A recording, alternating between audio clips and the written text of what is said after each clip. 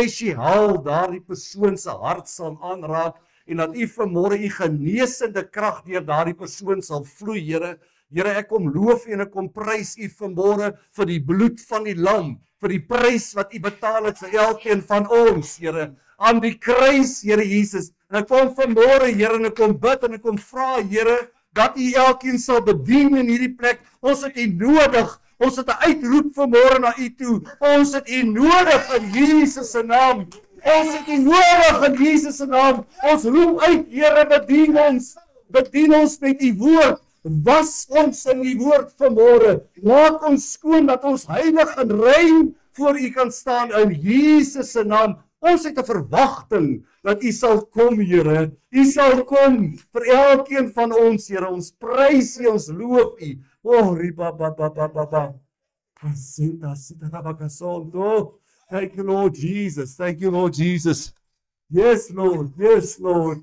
Dankie, Jesus. Dankie dat u deur ons vloei. Dankie, Here, dat u glorie vanmôre in hierdie plek is, Here. U heerlikheid, Here Jesus. Dankie, Vader. Ek loof u vanmôre. Die hoogste eer. Oh, Here. Oh, thank you, Lord. Thank you, Lord. Ons kom verklaar, Here, u is Jehovah Shalom. Die Here is my vrede. Rigter 6:24. U is Jehovah Tsidkenu, die Here ons geregtigheid. U is Jehovah Shammah. Die Here is daar. Jehovah Rohi. Die Here is my herder. Oh, riba ba ba ba ba ba. Thank you, Lord Jesus. Thank you, Lord Jesus. Holy Spirit, we praise you. Oh, riba ba ba ba ba ba ba. U is die leeu uit die stam van Juda. Halleluja. U is die God wat sonde van die wêreld wegneem, Johannes 1:29. We praise you for that. We honor you for that, Lord Jesus. Oh, riba baba. U is die roos van Saron. Hooglied omskryf u so mooi, Hooglied 2:1. Die roos van Saron. Oh, riba baba. U is die blindbare ster. Openbaring 22:16. U is Jehovah Nissi, die Here van ons banier. Oh, riba baba. U is Jehovah Rapha. U is die Here wat genees. U is die Here wat siektes wegneem. U is die Here wat ons totaal en al vry maak van enige siekte. O, riba baba. U is Jehovah Jireh, die Here wat voorsien. Halleluja. As daar 'n tekort is, voorsien U. U sê U sal voorsien in Jesus se naam. Hallelujah, hallelujah. We praise you, we honor you, Lord, in Jesus' name, in Jesus' name. Thank you, Lord. Neem oor, Heilige Gees. Neem oor in hierdie plek, Heilige Gees, neem oor. U is in beheer, U is in beheer. U is in beheer. Elke woord, Here, wat uit my mond uit sal kom, U is in beheer vanmôre. Ons prys U, ons loof U, is in beheer. O, thank you, Lord Jesus.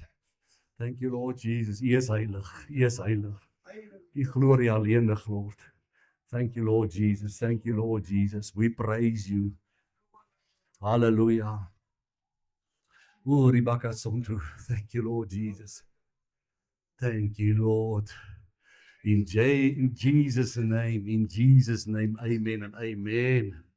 Amen. Julle kan julle sitplekke inneem in Jesus se naam. Woe! Wie kan staande bly in die teenwoordigheid van die Here staan daar in die woord? Wie kan staande bly as die gees van die Here begin beweeg?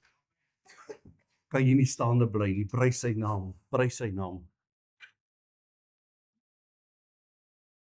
Baie welkom elkeen wat ook op YouTube luister vanmôre. Ons loof U en ons prys U en ons vertrou elkeen wat ook op YouTube kyk vanmôre dat dit 'n geseënde en 'n gesalfde woord vir elkeen sal wees. En ek kom sommer nou voor die tyd en ek vra die Here om sy bloed oor hierdie woord te sit vandag om dit te beskerm. Dankie Jesus. En dat U elkeen van ons wat hier is vanmôre, Vader, sal kom was in U woord. Was ons in die waarheid van die woord in Jesus se naam.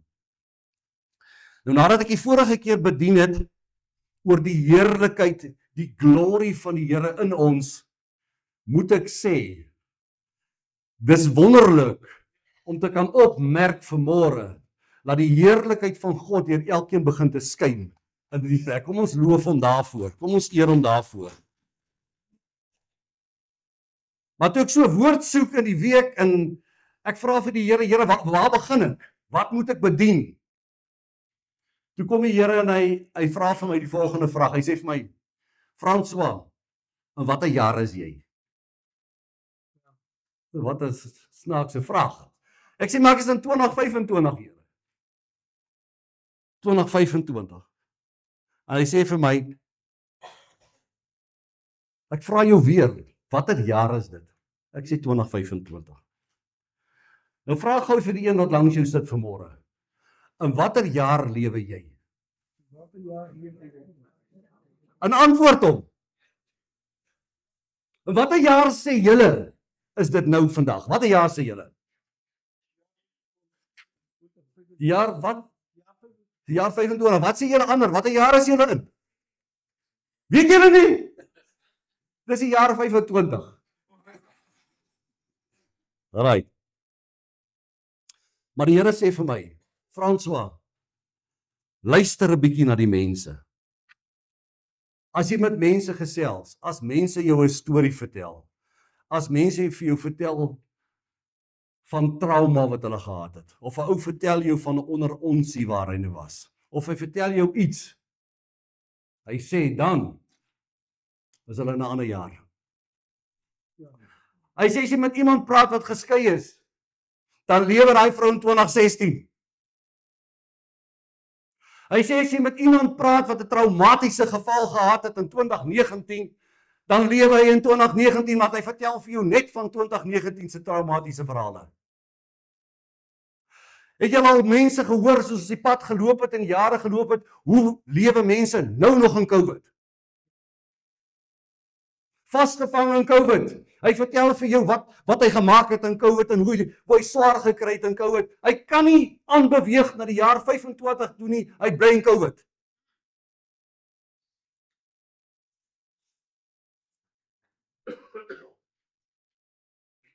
Die Here wys my, sê daar's baie mense wat sukkel om die jaar 25 die nou te lewe.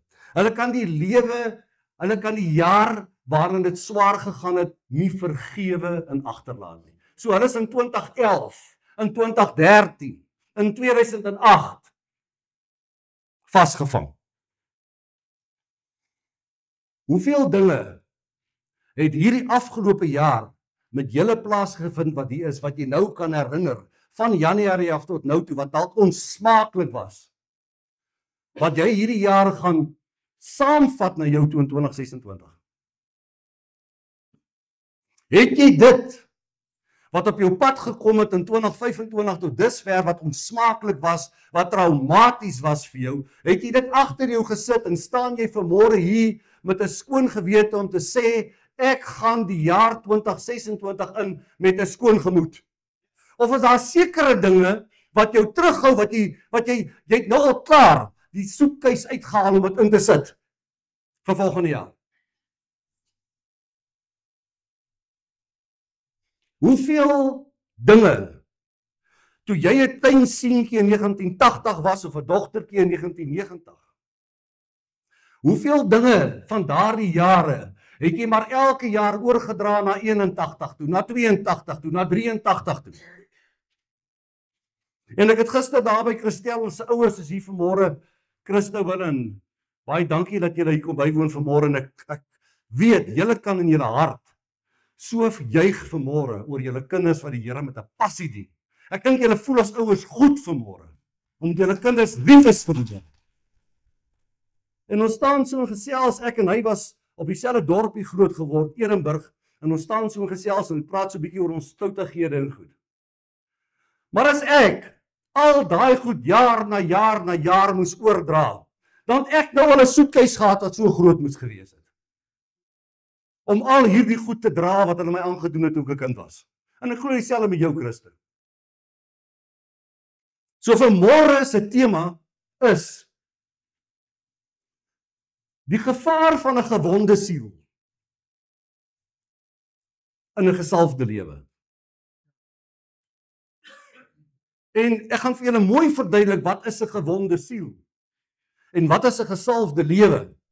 Dat jy dit kan verstaan. En as jy vasgevang is, as jou siel vasgevang is deur die verlede, is jy so gebind met kettinge, soos dat daardie ou die kettinge aan hom het, dat dit moeilik is om vry te kom. Dis moeilik om hy kettinge van jou af te haal. En almal van ons wat hier sit vanmôre, ek dink almal van ons wat hier sit, is bekeerlinge. Is almal bekeerlinge? Halleluja. Wat gebeur die dag as jy tot bekering kom? Die Heilige Gees kom dadelik in jou woning maak en die Heilige Gees begin jou dadelik lewend te maak in jou binneste. As jy nie lewend is nie, is daar fout. Want die Heilige Gees begin dadelik met sy werk in jou lewe sodra jy tot bekering kom.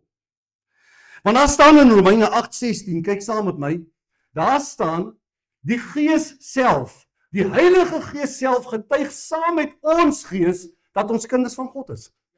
Dis die versekering, as jy jou hart vir Jesus gegee het, dan kom die Heilige Gees, jou mensgees, begin om te onderwerp aan die Heilige Gees en verklaar dat ons kinders van God is. Dis wat in jou binneste gebeur. En dan kom die skrif. En die skrif kom en hy openbaar 'n interessantheid. En kyk wat sê die skrif. Die skrif sê, maar hy wat ons saam met julle bevestig in Christus, het ons gesalf. Toe jy tot bekering gekom het, is jy gesalf in Christus deur God met die Heilige Gees. Sê bietjie ek is gesalf. Nee, kan ons bietjie blyer wees oor daai salwing. Sê ek is gesalf. Halleluja.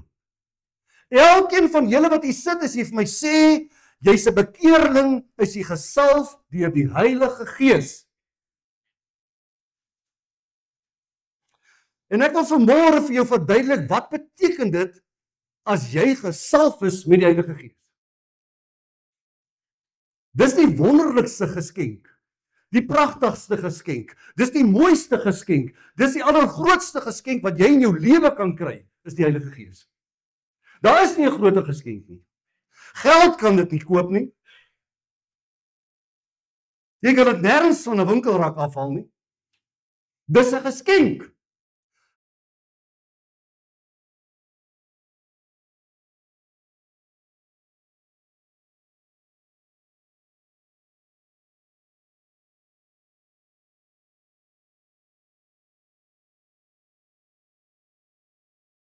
Sonder, jy's toegerus, jy's afgesonder vir 'n goddelike doel.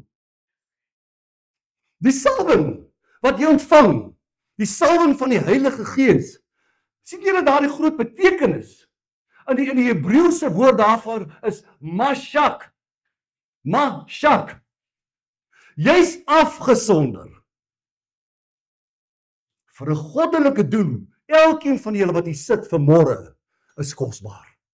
Jy's kosbaar, jy's uitgekies, benies. Hy het jou gevat en gesê ek wil jou afsonder, JD. Vir my, hy sê ek het 'n goddelike doel vir elkeen van julle wat gesalf is met die Heilige Gees. Wat noem hulle Jesus? Die woord Messias beteken die gesalfde een. In Hebreëus Yeshua HaMashiach, Jesus die gesalfde een. Kan ek halleluja kry? Halleluja Jesus. U is die gesalfde een. Yeshua HaMashiach. U is die gesalfde een. In die Ou Testament het God gewoonlik die priesters gevat. Dan sê hy, gaan salf iemand as 'n koning. Ek het 'n goddelike doel met hom om met jou moet salf. Vir hom het ek 'n goddelike doel as 'n koning. Hy het die konings, die priesters en die profete afgesonder, hulle gesalf vir 'n baie spesiale taak. In die Nuwe Testament word ons ook gesalf. Maar hierdie salwing is in Christus. Dis deur Jesus Christus. Dis die salwing van die Heilige Gees. Halleluja. Jy sien, om afgesonder te wees, om doelgerig te wees, hy het 'n doel met jou, Kenny. Jy was as 'n kind, het jy dalk nie verstaan nie, maar God het 'n doel met jou. Jy's besig om te hardloop vandag vol. Halleluja. Jy weet wat? As jy afgesonder is vir God,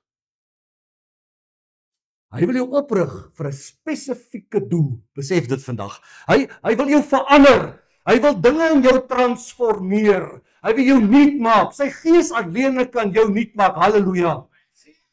Sjoe. Kom ek verduidelik vir jou wat beteken hierdie salwing. En dis nie op die bord nie, moet mooi luister. Salwing beteken as jy gesalf is deur die Heilige Gees, beteken dit nie meer jou krag nie, maar God se krag. Hy sê, dit staan in Handelinge 1:8. Hy sê my krag sal manifesteer deur jou. Hy sê in Handelinge 20:22-24, hy sê nie meer jou wil nie, maar my wil. Dis wat sy salwing beteken. Nie meer jou wil nie. Ek wil my wil sê geskied deur jou. Hy sê in Psalm 92:11-15, hy sê sy salwing is die salwing wat jou laat groei. Sonder die salwing kan jy nie groei nie. En dan kom hy dan sê hy, en luister na hierdie, en hy sê die salwing breek die juke. Dit sê daar in Jesaja 10:27, en luister na die Engels, and the yoke shall be destroyed because of the anointing. Die juk kan nie breek wat op die skouers is sonder die salwing nie. En dan sê hy vanmôre 'n ding vir elkeen van ons. En ek bid dit oor elkeen van hulle, Here. Hy sê in sy woord in Numeri 24:1-4 sê hy sê die salwing sal ons oë oopmaak. Amen. Halleluja. Jy sal in die geestesriem begin sien, my broer en suster. Jy sal begin beleef. Nou kom ek eers by die boodskap uit vanmôre. Hierdie is net so 'n voorwoordjie gewees. Prys sy naam. Die Here sê vir my, François, bedien oor die verlede. Hy sê verduidelik vir hulle, wat se effek het die verlede op die teenswoordige? Wat se effek het die sielswonde van die verlede op die gesalfde lewe? Julle het net nou gesê, elkeen van julle wat hier sit is gesalf. Nou luister mooi, wat se effek het die verlede op die gesalfde lewe? Ek wil jou vanmôre skrikwekkende goed wys. Hier op die skerm. Die skrikwekkende gevolge wat sielswonde het op die gesalfde lewe. Skrikwekkend. Ons geestelike pad dink ons dink ons is alright. Ons dink alles loop smooth. Nou kom ek wys gou vir jou. Die verlede, die gevolge van 'n skrikwekkende verlede. Die eerste een is, daai wond sit in die sielsdimensie. Alles wat in die verlede gebeur het, trauma, allerhande gebeurtenisse wat sleg was vir jou, allerhande onsmaaklikhede in jou lewe, lyk soos 'n wond wat oop is, wat in die sielsdimensie sit. En ongelukkig, hierdie wonde takel die sielsdimensie. Nou kyk die tweede ene. Ongelukkig van die sielsdimensie af, het dit 'n effek op jou geesdimensie. Dit takel eers jou sielsdimensie, daarna takel dit jou geesdimensie. Sien jy nou lyk daai homself as minderwaardig en baie nederig, want hy het in die stam van Benjamin behoort. Nou ek gaan lees toe op, hoekom in die stam van Benjamin en hoekom voel Saul so, hoekom ervaar hy verwerping, hoekom ervaar hy minderwaardigheid? In die stam van Benjamin was 'n klein stam gewees, en in daai stam het daar 'n verkrachting plaasgevind. Gaan kyk 'n bietjie daarna.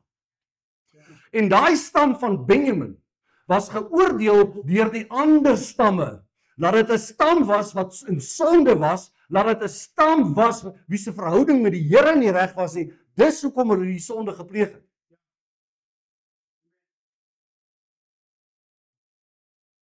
So die stam van Benjamin was minderwaardig geweest teenoor die ander stamme. Die ander stamme het hulle as minderwaardig beskou.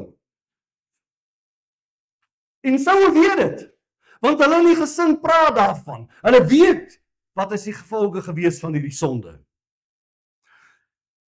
Toe kry Samuel die hele volk bymekaar en hy sê, julle moet na Mispa toe gaan, want vandag wil ek die koning gaan aanwys wat die Here vir my gewys het, ek moet salf. En die volk trek almal op hier na Mispa toe, want dit is vandag die groot dag wat die koning aangekondig gaan word deur Samuel. En almal wag. Hulle is bymekaar en hulle wag. En in 1 Samuel 10, 21, 22, ek het daai nou gemis, die vers 21, julle sien daai van Benjamin. Saul antwoord en sê, is ek nie 'n Benjamiet uit een van die kleinste van die stamme van Israel en my geslag die geringste uit al die geslagte van die stam Benjamin nie? Waarom spreek jy dan so met my? Jy sien wat gebeur hier. Hier, in vers 21, sê Saul eintlik, maar ek is uit hierdie stam Benjamin. Dit is 'n stam wat vol sonde is en is die geringste stam, is die kleinste stam. En dadelik identifiseer ons by Saul eintlik verwerping, minderwaardigheid. Ek is nie goed genoeg nie. Want hy sê dit, hy sê ek is uit die geringste uit al die geslagte. Maar in 1 Samuel 10, 21, vervolgens, toe hulle nou by Mispa by mekaar kom, is Saul die seun van Kis aangewys, maar toe hulle hom soek was hy weg. Toe Samuel sê, waar is Saul? Ek wil hom aanwys as koning, toe sê hy kom. En in vers 22 staan daar, hulle het die Here gevra, moet hy nog kom? En die Here het geantwoord, nee, hy is al hier, hy kruip weg tussen die bondels goed. Sien julle wat doen hierdie stam van Benjamin in hom? Dit maak dat hy minderwaardig is, dit maak dat hy nie goed genoeg voel nie. Toe hy as koning hom aangewys word, hier kruip hy weg onder die bondels. Nou wat 'n teleurstelling is dit nou nie vir die skare gewees, wat nou daar staan en wag en hy moet nou aangewys word as koning nie. 'n Groot teleurstelling. So, aanvanklik klink dit vir ons na nederigheid. Maar kom ek nou vir julle sê, agter daardie gedrag was daar maar vrees. Daar was maar, ek weet nie hoe ons 'n koning op te tree nie, ek weet nie wat om volgende te doen. Hulle gaan my nou hier aanwys, ek kom uit die stam van Benjamin, ek is nie goed genoeg nie. Ek is uit die kleinste stam uit, my stam is so van die sonde. Hier kom wys hulle my nou aan as die koning. Hoeveel keer het jy in jou lewe al so gevoel dat jy nie goed genoeg gevoel het nie? Jy kom uit die armste familie uit in die dorpie. Dink jy as hulle jou as hoofseun gaan aanwys, jy gaan goed voel? Die armste familie in 'n dorpie. Jy dalk net 'n ma wat jou moes grootgemaak het. Hulle wys jou aan as hoofseun van die skool. Dink jy gaan dit sommer dadelik aan fight van dag 1 af? Jy gaan vra, Here, hoekom ek? Gaan ek hierdie job kan doen? Baie keer grappies gemaak in my lewe. Jy moet vertel, ek was die onderhoofseun, maar ons het 2 seuns in matriek. Ek het nogal so gevoel, asof ek dit nie verdien het nie. So ek gevoel het. So, hierdie man het vrees gehad. Hy was onseker geweest. Hy het minderwaardig gevoel hierdie Saul, gaan hy dit kan doen? En luister wat doen die skare toe daar. Luister mooi wat doen die skare. Die skare doen die volgende. Vers 27. Maar die kwaadwilliges, die deugniete, het gevra, hoe sal hy ons red? Hy kruip dan weg. Hulle het hom minagtend behandel en geen geskenk vir hom gebring nie, maar Saul het hom nie daarin gesteer nie. Wat 'n klap in die gesig van ou Saul. Laat hierdie nou die cherry op die koek moet wees, toe hulle vir hom sê, hoe sal hy ons red? Van waar af kom hy? Van die stam Benjamin. Jy sien sy selfbeeld was gekrenk geweest, Koos. Wat sien ons hier? Ons identifiseer dadelik wonde uit die verlede uit, wat hom in daai situasie en daai posisie plaas. Ons sien wonde, ons sien pyn, ons sien seer in hierdie ou se lewe. Jy weet wat sien ek? Toe ek so voorby, toe sien ek die reputasie van die stam van Benjamin slaan soos 'n vetkol deur op ou Saul se lewe. Daai klein geringe ou minderwaardige stammetjie vol sonde slaat so deur na Saul toe. En hy moet koning word. Nou wie kan in 'n posisie ingaan as jy sulke sielswonde het? Vertel julle nou vir my, gaan dit 'n suksesverhaal wees as koning, as jy die koningskap so begin? En ons het almal al gelees die verhaal van Dawid en Saul en hoe Saul vir Dawid gejaag het en hoe Saul vir Dawid wou doodmaak. Dis hierdie sielswonde. Jy sien die wonde van Saul se verlede kom kleef in sy siel vas. En elkeen van ons wat hier sit vanmôre het 'n verlede. Ons kan maar vir mekaar sê vanmôre, ek het 'n verlede waarmee ek moet deel. Jy sien Psalm 109:21 skryf Dawid 'n psalm en hy sê die volgende. Want ou Dawid het dit nie maklik gehad. Hy sê vir die Here die volgende. Hy sê maar U o Here, Here, maak dit goed met my om U naam ontwil, omdat U goed en tierenheid goed is. Hy sê die eerste ding, hy sê red my tog net. En dan sê hy, want ek is ellendig en behoeftig, my hart is deurwond in my binneste, sê hy. Nou ek wil vanmôre vir jou kom vertel, die hart en die siel werk eintlik saam.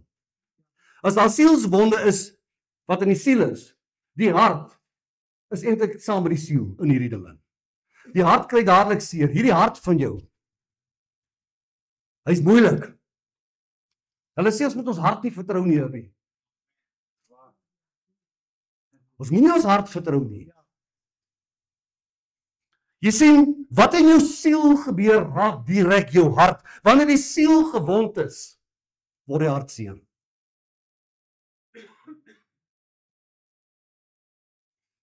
Jy sien, wanneer ons tot bekering kom, en die Gees kom en hy maak ons onmiddellik lewend. Hy kom plaas hom binne in ons om ons lewendig te maak. Is dit nie te sê, jou siel is gesond nie. Die Heilige Gees wil jou siel gesond maak.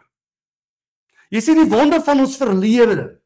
Dit is wat die Heilige Gees se salwing wil kom doen. Hy wil dit kom herstel. Hy wil dit kom genees.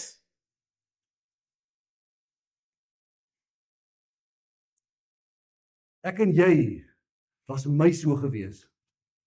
Toe ek tot bekering gekom het, baie ou wonde in my siel gewees. Maar ek kon dit vir niemand vertel nie. Ek het net gevoel is 'n persoonlike saak en ons kinders van die Here is tog ook so persoonlik vandag. Ons vertel ook hierdie goed vir ons boeties en sissies nie. Nee, dit bly binne in ons. Alle ou sielswonde, ons vryf dit net so toe. Ons steek dit net so weg. Ons dra dit so van jaar na jaar oor. Want iemand anders mag tog nie weet van my wonde wat ek het toe ek 'n kind was nie. Almal mag tog nie weet van die wonde wat ek gekry het toe ek geskei is nie. Van die wonde wat ek gekry het toe ek 'n traumatiese ervaring gehad het nie. Want dit is sleg as iemand anders dit weet. Ons weet nie wat om te doen nie. So nou vee ons dit onder die mat in. Jy sien, deur stil te bly, dink ons, dit gaan outomaties genees. Ons dink dit. Maar wat gebeur met 'n wond wat in die siel is, wat nie aandag kry nie? Wat gebeur met hom? Kan iemand my sê? Wat gebeur met enige wond wat nie aandag kry nie? Hy vrot. 'n Wond wat nie aandag kry nie, raak septies. Hy kom tot 'n punt, dan bars hy oop. Dan is daar moeilikheid. Jy sien, as 'n sielswond nie aandag kry nie, as ons dit nie aanspreek, ons wat bekeerlinge is nie, dan raak dit jou gees aan. Gaan onmiddellik oor na die gees, so jy het daai prentjie gesien, daai tweede een, jou gees word geaffekteer deur daai vrotheid van daai wond. Wat sê Efesiërs 4:30 tot 31? En as jou gees aangeraak word deur die sielswond, dan is ons besig om die Heilige Gees te bedroef. Efesiërs 4:30 tot 31 sê, en bedroef nie die Heilige Gees van God nie, laat alle bitterheid, gramskap en toorn en geskreeu en lastering van julle verwyder word. Hoekom sê hy, laat bitterheid, gramskap en toorn verwyder word? Dit is die sielswonde. As ons dit nie aanspreek nie, bedroef ons die Heilige Gees.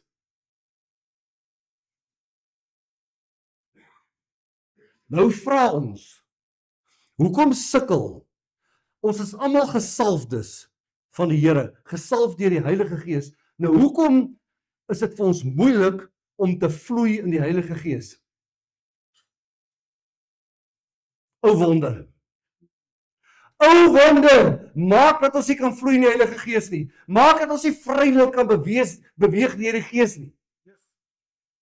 Ek het vir julle net nou gesê, wat beteken dit om deur die Heilige Gees gesalf te wees? Jy kan jou oë kan nie behoorlik sien nie. Jy kan nie groei nie. Want jy het wonde, daai wonde hou jou terug. Daai wond is oop seer, daai wond is besig. Hy raak vrot. Jy sien, wat gebeur met hierdie wonde as dit net so gelaat word? Dit raak poorte. 'n Wond raak 'n poort vir die vyand, vir demoniese en bose vestings.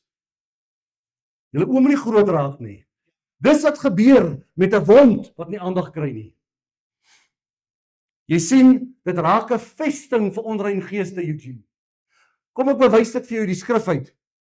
Daar staan in Psalm 143:3. Die vyand is op die uitkyk om jou siel te vervolg, mense, staan daar. Hy vertrap my lewe teen die grond, hy laat my woon in duisternisse soos hulle wat lankal dood is. Hy val jou sielsdimensie aan, die vyand. Hy weet, jy sit met issues. Hy kom vir die ou wat met issues sukkel. Hy kla jou aan oor jou issues. En dan sê die verse weer verder, hy sê in Efesiërs 4:27 staan daar, moenie vir die duiwel 'n plek gee nie. 'n Sielswond gee vir die duiwel 'n plek. Hy het nou net gesê in die voorafgaande vers, hy val die vyand aan in die siel. Die siel aan, die vyand val die siel aan. Nou sê hy, geen vir die duiwel geen plek nie. As jy sielswonde koester, en jy hanteer nie sielswonde nie, gee vir die duiwel 'n plek. En dan sê vers 30 weer, dis alles in Efesiërs 4, dan sê vers 30 weer die volgende, dan staan daar, en beproef nie die Heilige Gees van God nie. As jy nie aandag gee nie, bedroef jy hom. En dan vers 31 staan daar, weer, hy sê alle bitterheid en woede en toorn en geskreeu en lastering moet van julle verwyder word saam met alle boosheid. Dit sit in die sielsdimensie.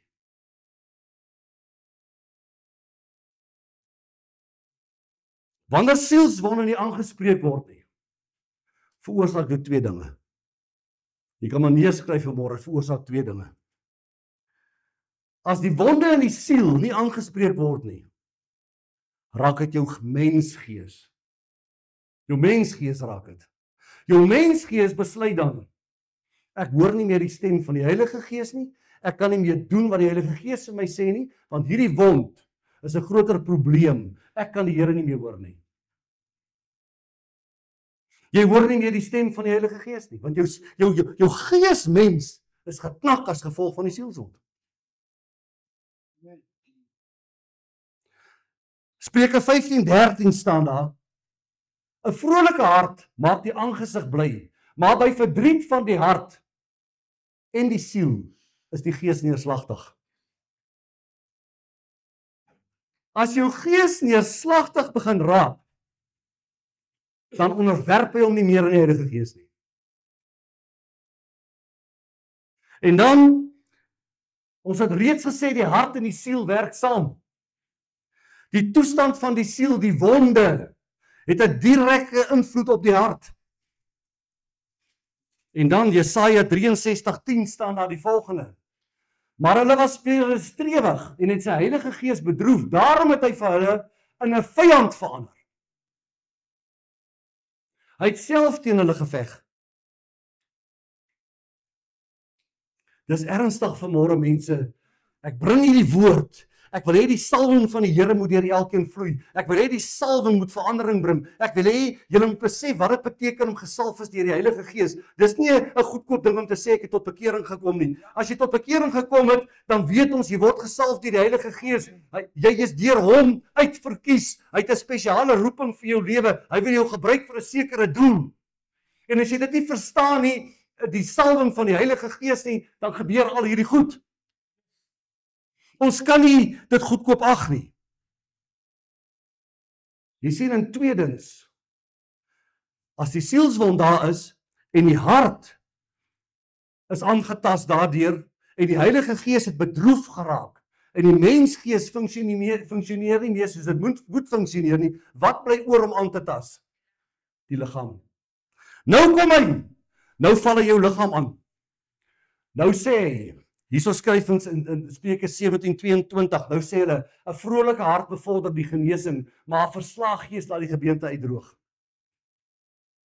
Nou kom die allerhande dinge in die ouens se liggame in. En ons vra, waar kom dit vandaan?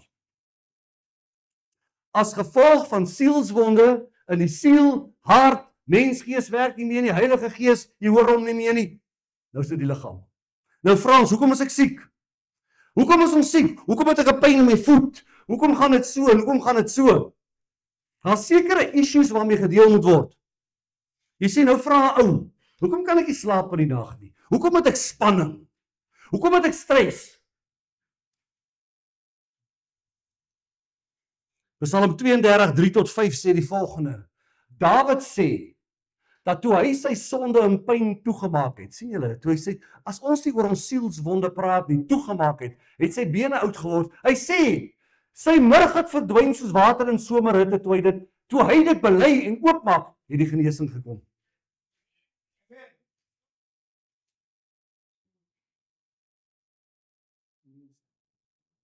As dit in die siel gaan bly, is daar effekte. As dit oopgemaak gaan word, gaan die pyne verdwyn. As dit oopgemaak word, gaan die genesing kom. As dit toegemaak is, droog die murg op. Die bene kan nie meer funksioneer nie. En dan staan daar in Spreuke 18:14 staan die volgende, daar staan, die gees van 'n mens hou hom staande in sy siekte, maar as die gees gebreek is, wie kan dit verdra? As daai gees nie in 'n eenheid meer is met die Heilige Gees nie, in die liggaam is uit orde uit. Wat help jou? Wat kan jou help, Koos? Jy sien, daar's geen innerlike krag om te herstel nie. Jy sien, jy het nie meer die wil nie. Jy sien, die sielswonde verswak jou, dat jy nie kan funksioneer nie. Dan in Jeremia 15:18 staan daar, waarom is my pyn vir ewig en my wond ongeneeslik? Dit weier om gesond te word. Breek dit nie vir julle oop vanmôre nie. 'n Sielswond, waarom word ek nie gesond nie? Dit weier om gesond te word. Jy sien, ons moet begin met die salwing. Ons moet begin met die salwing, wat die salwing van die Heilige Gees beteken vir elkeen van ons. As ons daar gaan begin met die salwing, Jesus, dan weet ons, ons het sekere dinge om te doen om skoon te kom. Jy sien, om gesalf te wees met die Heilige Gees beteken, ons dra God se genesende teenwoordigheid. Amen. As jy besef jy is gesalf, dan weet jy, die genesing is reeds in my ingeplaas. Wat is daar wat verhoed, dat ek nie kan genees nie? Jy sien, salwing bring innerlike herstel. Hy wil jou innerlik herstel deur die Heilige Gees. Maar ons is hardkoppig. Jy sien, om te kan genees, om vry te kan raak, vereis samewerking. Ons moet kan oorgee. Jy wil hoor sê, wie nie maar net oorgee in die Heilige Gees nie. Wie nie net oorgee in Jesus nie. Wie nie net al hierdie goed op die tafel neersit dat hy dit kan hanteer nie. Jy sien, ons moet saamwerk met die Gees om die wond te kan oopmaak. Dat ons kan genees. Dat die wond nie kan oorgaan in die volgende fase van vrot nie. Ons moet saamwerk, ons moet oorgee. Ons moet sê, Here, dit sê net vir my een ding, ons neem ons bekering ligtelik op.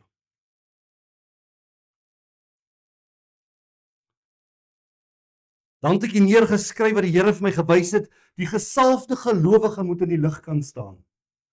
As ons alles soos Dawid toemaak aan die begin, en eers wag dat die dinge moet gebeur, gaan ons swaar kry. Hy sê, dit moet in die lig kom om te kan genees. Die gesalfde kan nie in die verlede lewe nie.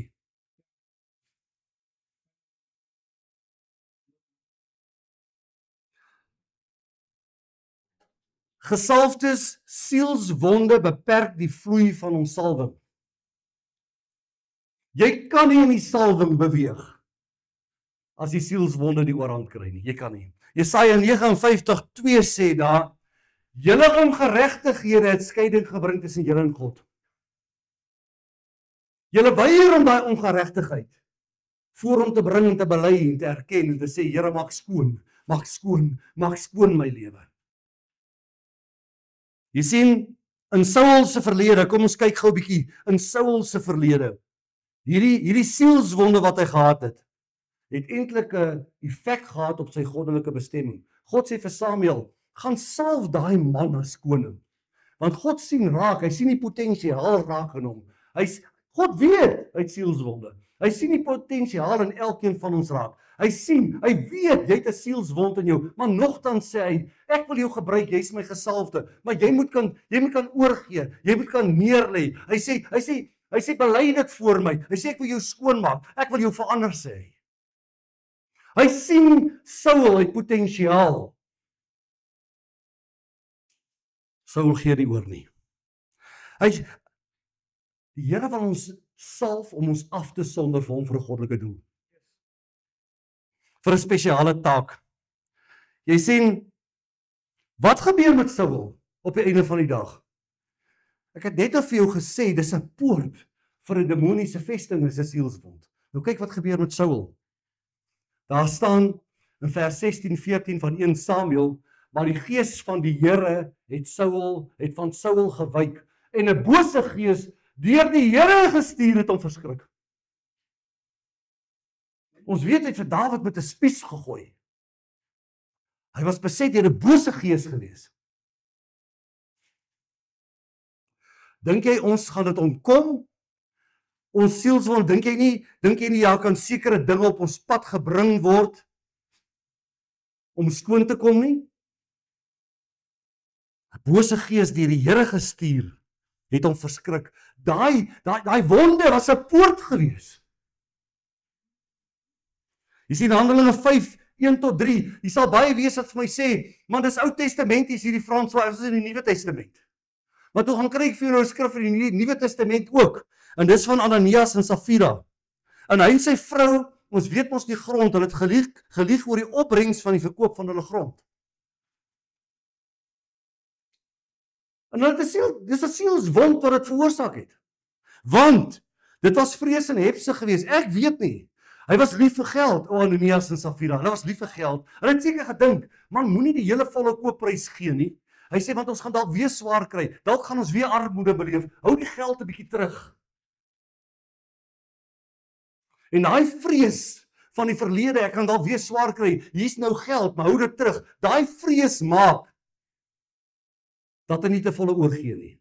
Dis 'n sielswond. Daardie hepsig wat hy het vir geld om nie alles te gee nie. Hy het God beroof. Beroof ek en jy ook vir God? Beroof ons vir God.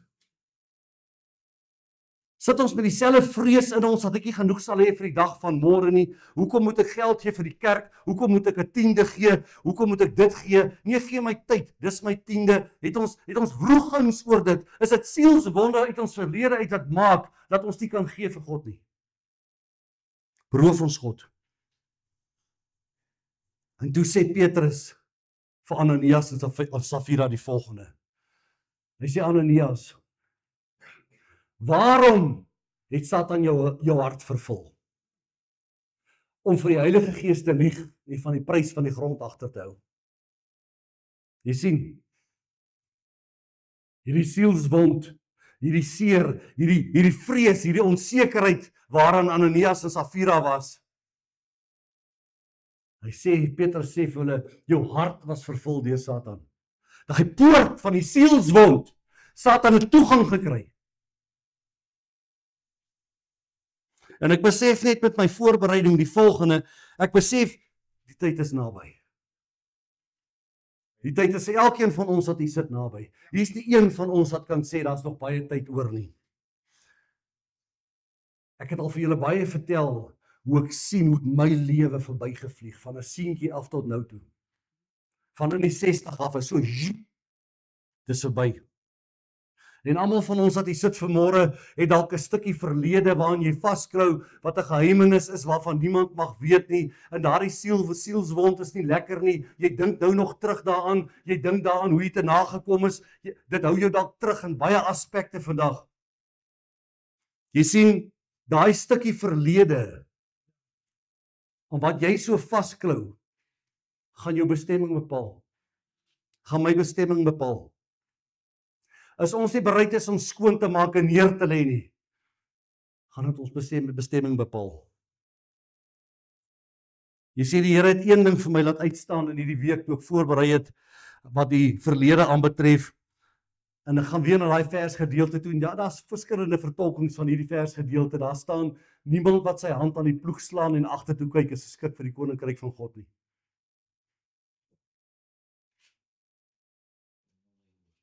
As ons die hele tyd in die verlede gaan vaskyk, as ons nie gaan vorentoe kyk nie, gaan hierdie dinge ons terughou.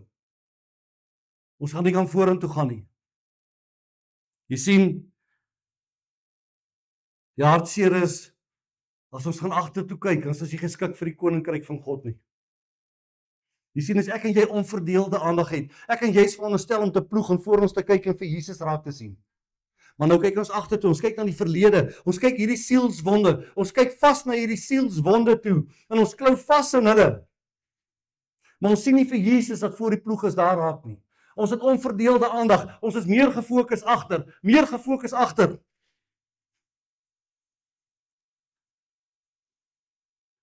Jy sien net 'n paar dinge wat Jesus vir jou wil sê vanmôre, wat die Here vir jou wil sê vanmôre oor jou lewe en my lewe. Hy sê in Jesaja 43:18-19 sê God self, hy sê, jy kan nie nuwe dinge sien as jy aan die ou dinge vashou nie.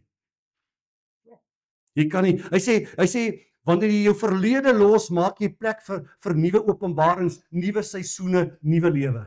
As jy in die ou dinge gaan vasklou, kan hy nie vir jou nuwe openbarings gee nie. Is dit nie hartseer nie? Hy sê, want jy ag dit belangrik om die ou dinge raak te sien. As jy mans is, en as jy vrouens is vanmôre, wat julle mans kwaadlik neem, vir goed wat hy 5 jaar terug gedoen het, of 6 jaar, spreek hom tog vry asseblief, en moet dit nie weer noem nie. As jy mans is wat julle vrouens veroordeel, vir 5 jaar of 10 jaar terug se dinge, asseblief spreek haar vry, moet dit nie meer noem nie, moet dit nie meer teen haar hou nie. Die Here wil vir jou 'n nuwe openbaring gee as jy dit gaan doen. As jou kinders jou kwaad gemaak het 'n jaar terug of 2 terug, moet dit nie teen hulle hou nie. Spreek hulle vry, gaan aan. Die tyd is min. Hy sê, jy kan net sielswonde oorwin deur dit aan die lig te bring. Jy kan net sielswonde oorwin deur dit na die oppervlakte toe te bring. En as jy dit aan die lig bring, jy kan dit net oorwin deur te bely, deur te erken, deur vry te spreek. Hier sit dalk iemand vanmôre hier, jy kry dit nie reg om iemand te vergewe wat jou kwaad gemaak het nie. Jy kan dit in jou hart kry nie, want jy's te nagekom. Jy sit dalk hier vanmôre. Wil jy nie maar 'n oorgawe maak en sê, ek's die minste. Ek vergewe omwonde. Jy sien, wie van julle is bereid wat vanmôre hier sit? Kan ek hande opsteek, wie's bereid? Min breide. Jy sien die bruid van Jesus se lewe is nie meer geskoei op die verlede nie. Die bruid van Jesus het 'n verwagting. Die bruid van Jesus wag vir die uitnodiging om aan die bruidstafel te gaan sit. Die bruid van Jesus kyk nie meer terug wat in sy lewe aangegaan het nie. Sy fokus is Jesus as die bruidegom. Ek is baie naby aan afsluit.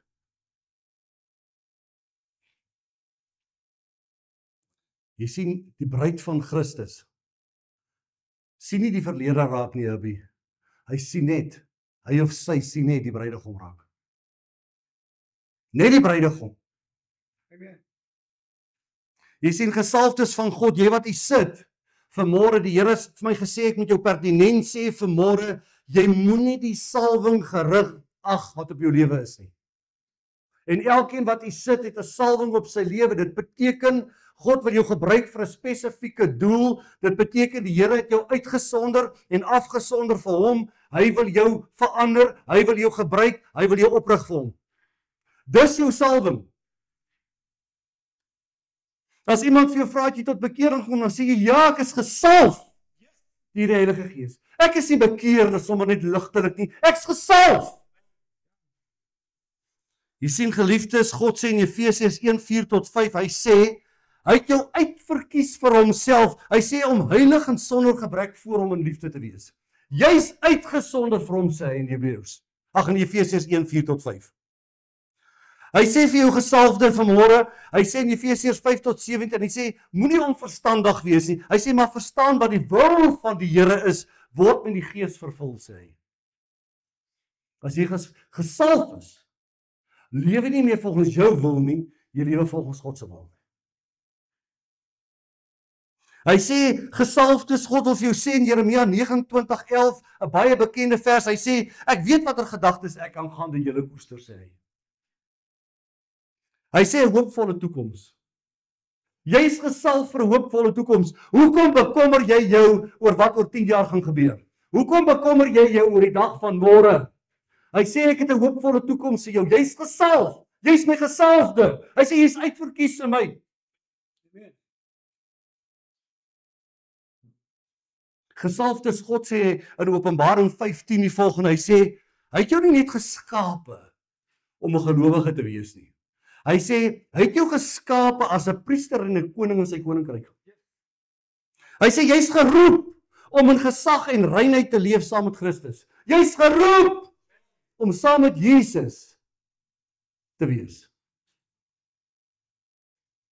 Jy sien, in Sagaria 2:8, ek is lief vir hierdie vers, hy sê, God sê, jy, Colleen, Minke, jy is sy oogappel.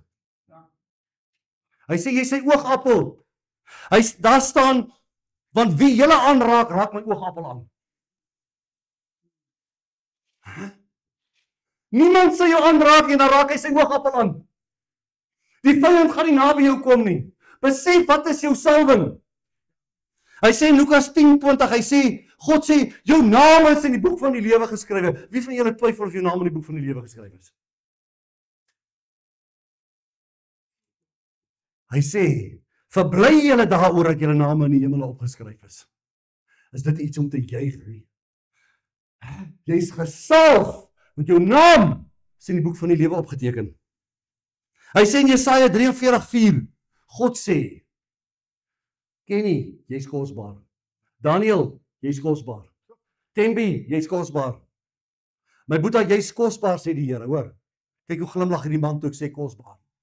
Jy's kosbaar. Daar staan, omdat jy kosbaar is in my oë, geëer en ek jou liefhet, gee ek mense in jou plek en nasies in ruil vir jou lewe. Wat 'n belofte is hierdie nie? Hy sê, gee mense in jou plek en nasies in ruil vir jou lewe. Waaroor is jy bekommerd? Jy's kosbaar. Hy sê in Jesaja 49:15-16, God sê, jou naam is in die palm van my hand geskrywe, sê hy. Maak so. Dan sê my naam is in God se palm geskryf. Amen. Hy sê, jou naam is in die palm van sy hand geskrywe. Ek sal jou nie vergeet nie. Kyk, ek het jou in die palms van my hande gegraveer. Jou mure is gedurig voor my, sê die vers. Is dit jou getuienis? As iemand jou raakloop, dan sê jy, never mind, my naam is in die palm van God se hand gegraveer.